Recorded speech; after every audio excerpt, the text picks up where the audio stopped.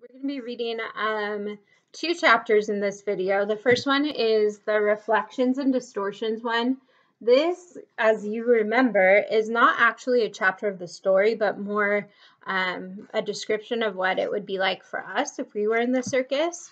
And so the Reflections and Distortions passage is about a new tent that they have there. It's called the Hall of Mirrors. So we'll read that one in just a second. The second one we're going to do is the Cartomancy one. And if you can see, this is back in Concord, Massachusetts, which means we're most likely going to be hearing about Bailey in that chapter.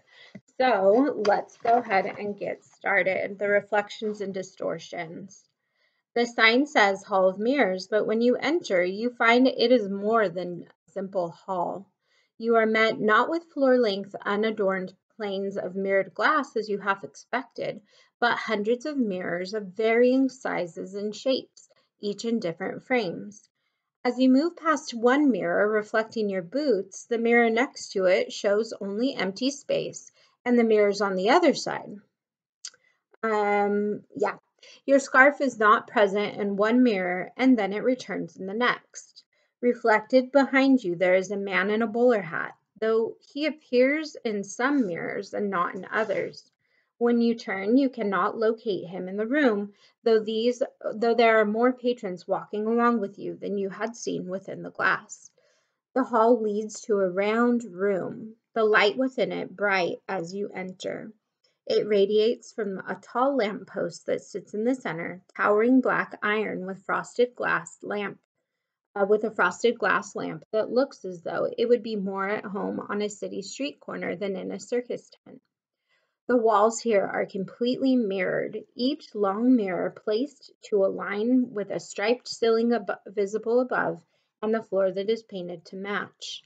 As you walk farther into the room, it becomes a field of endless street lamps, the stripes repeating in fractal patterns over and over and over. So we can tell that tent was created by Marco because we see little snippets of the bowler hat appearing in some of the mirrors, but not all of them. And so that's how we know that one actually belongs to Marco.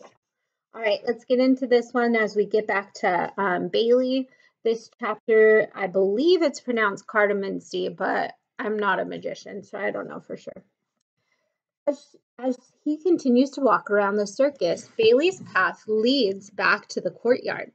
He stops briefly to watch the sparkling bonfire and then at a vendor to purchase a bag of chocolates to make up for his mostly uneaten dinner. The chocolates are shaped like mice with almond ears and licorice tails. He eats 2 immediately and puts the rest of the bag in his pocket, hoping they will not melt. He chooses another direction to leave the courtyard, circling away from the bonfire again. Okay, so we're picking up in the middle of Bailey's visit to the bonfire. We know that the last time we saw this part, Bailey had it in his mind that he was going to try to find the girl with the white gloves. And so he decides to cross through the courtyard and start at the far edge of the circus and kind of circle his way back. He passes several tents with interesting signs, but none that he feels compelled to enter just yet, still playing the illusionist performance over in his mind. As the path turns, he comes upon a smaller tent with a lovely, elaborate sign, Fortune Teller. He can read that bit easily, but the rest is a complex swirl of intricate letters, and Bailey has to walk right up to read it. Fates foretold and darkest desires disclosed. Bailey looks around. For a moment, there is no one else in sight in either direction, and the circus feels eerily similar to the way it had when he snuck through the fence in the middle of the day, as though it is empty save for himself and the things and people that are always there. Okay, so he is going into the fortune teller's tent, which is whose tent? That's right, Isabel's tent. So let's see what she is going to say to him. The ongoing argument about his own future echoes in his ears as he enters the tent. Bailey finds himself in a room that reminds him of his grandmother's parlor, only smelling less like lavender. There are seats, but all of them are unaccompanied, and a sparkling chandelier captures Bailey's attention for a moment before he notices the curtain. It is made up of strings of shiny beads. Bailey has never seen anything like it. It shimmers in the light, and he is not entirely sure whether he should walk through it or wait for some sort of sign or notice. He looks around for an informatively worded sign but finds nothing. He stands confused in the empty vestibule, and then a voice calls out from behind the beaded curtain. "Do come in, please," the voice says. A woman's voice, quiet and sounding as though she is standing right next to him, though Bailey is sure that the voice came from the next room. Hesitantly, he puts a hand out to touch the beads, which are smooth and cold, and he finds that his arm slips through them easily, that they part like water or long grass. The beads clatter as the strands hit one another, and the sound that echoes in the dark space sounds like rain. Haley, those page numbers are different than this one. So look for the chapter called Cartomancy. It's going to be like a third of the way through the book. Okay, so let's see. That obviously we know that that voice is the voice of Isabel, and to get into like her actual area, you have to go under a doorway, but the doorway has like one of those curtains made out of beads, and so he kind of like touches it. He's not sure if he should go in or not, and then she says, "Enter, please," or "Do come in, please." The room he is in now is much less like his grandmother's parlor. It is filled with candles, and there is a table in the center with an empty chair on one side and a lady dressed in black with long, thin veil over her face seated on the other. On the table there is a deck of cards and a large glass sphere. "Have a seat, please, young man," the lady says, and Bailey walks a few steps to the empty chair and sits down. The chair is surprisingly comfortable, not like the stiff chairs at his grandmother's, though they do look remarkably similar. It only now strikes Bailey that, other than the red-haired girl, he has never heard any person in the circus speak. The illusionist was silent for her entire performance, though he had not noticed it at the time. "I am afraid payment is required before we may begin," she says. Bailey is relieved that he has excess pocket money for the unplanned expense. "How much is payment?" he asks. "Whatever you wish to pay for a glimpse of your future," the fortune teller says. Bailey stops to consider this for a moment. It is strange, but fair. He pulls what he hopes is a suitable amount from his pocket and puts it on the table, and the woman does not pick the money up but passes her hand over it, and it disappears. "Now, what is it that you would like to know?" she asks. "About my future," Bailey says. "My grandmother wants me to go to Harvard, but my father wants me to take over the farm." "And what do you want?" the fortune teller asks. "I don't know," says Bailey. She laughs in response, but in a friendly way, and it makes Bailey feel more at ease, as though he is just talking to a regular person and not someone mysterious or magical. "That's fine," she says. "We can see what the cards have to say about the matter." The fortune teller picks up the deck and shuffles, shifting the cards from one hand to the other. They fold over and under each other in waves.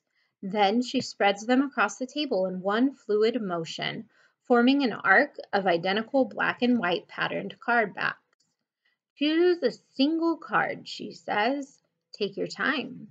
This will be the card, the one that will represent you." Bailey looks at the arc of cards and frowns. They all look the same. Slivers of pattern, some wider than others, some not quite as evenly lined up as the rest. He looks back and forth from end to end, and then one of them catches his eye.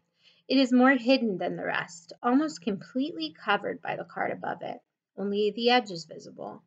He reaches out for it, but hesitates just before his hand reaches it. "I can touch it?" he asks. He feels the same as when he was first allowed to set the table with the nicest dishes, as though he really shouldn't be allowed to touch such things, mixed with an acute fear of breaking something. But the fortune teller nods, and Bailey puts a finger on the card and pulls it away from its compatriots so it sits separately on the table. You may turn it over, the fortune teller says, and Bailey flips the card. On the other side, it is not like the black and red playing cards he is used to, with hearts and clubs and spades and diamonds. Instead, it is a picture inked in black and white and shades of gray. The illustration is of a knight on horseback, like a knight from a fairy tale. His horse is white and his armor is gray. There are dark clouds in the background. The horse is mid-gallop, the knight leaning forward in the saddle, with sword drawn, as though he is on his way to a great battle of some sort. Bailey stares at the card, wondering where the knight is going and what the card is supposed to mean. Cavalier des Epes, it reads in fancy script at the bottom of the card. This is supposed to be me? Bailey asks. The woman smiles as she pushes the ark of cards back into a neat pile. It is meant to represent you in your reading, she says. It could mean movement or travel. The cards do not always mean the same things every time. They change with each person. That must make them hard to read, Bailey says. The woman laughs again. Sometimes, she says. Shall we give it a try anyway?